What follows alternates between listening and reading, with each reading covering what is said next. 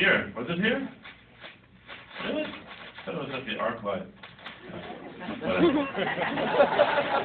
That's not an important part of it. I wouldn't have brought it up if there's a squirrel in the wires somewhere. So then Allison stayed in touch with Ozza, and then Ozza and Patrick found this material that they wanted to turn into a movie, and then Allison presented it to me as a manuscript, and I thought the characters were really engaging then, and then it became a script, and then we did a table reading of it, and all of a sudden it just seemed like a thing that was going to happen, and I've always been someone who identifies with younger people and befriends younger people. I kind of make it a point of pride to be an older person who understands younger people, or at least tries to treat them as equals, or like an even human playing field. And I've had lots of mentors over the years, and I just thought, well, this is a great character. This is someone that I really relate to, and in some ways people haven't seen me do lately. So, and it really was about wanting to work with Ozza, though. You get a good vibe from the guy. If he says anything, he's already said something. Did that translate, by the way, into your relationship with the other actors, as far as them being younger, and did they come to you kind of like with questions about acting? And they were brats on this one, I have to say. It's horrible, no. They come from good homes, but something happened along the way. No. How many times can I play that joke? It was great.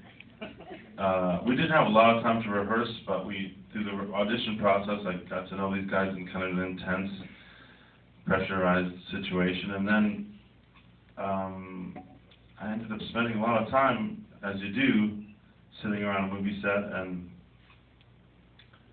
yeah, I don't know that I was a real mentor to them, but they would do things like, they'd have this weird look on their face, like kind of bummed out, or a lot of heavy sighing, and I was like, what's going on? It's like, nothing, and then looked down at their phone, I'm like, what are you looking at? I got this text from this girl. What does it say? It's like, well, if you were a girl, what do you mean if you text that? And they would always end up with me saying, like, you should stand up for yourself. She's jerking you around. Either she wants to go out tonight or she doesn't. She's trying to have it both ways. So, if that's being a mentor, then I guess that works. Well, let's open up to some questions in the audience. I'm sure we got some people who want to know some things. Who's got it? Yes, you right there. Yeah, the house was really set decorated really incredibly, and I was wondering,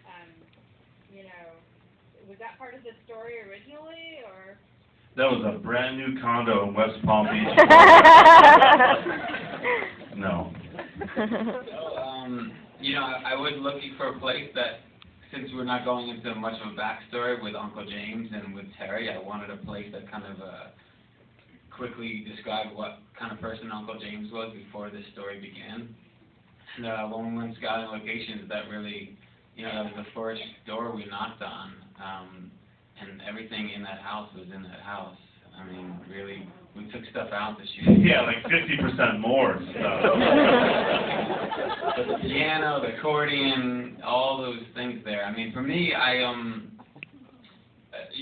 in a weird way, it's not that far away from the home that I was raised in, so it was very familiar ground for me, and it was something like, I like the idea that Uncle James was somebody that had clearly enjoyed and kind of played through life and had been someplace, and the fact that he knew he was slipping away from there only made it a little bit more heavier.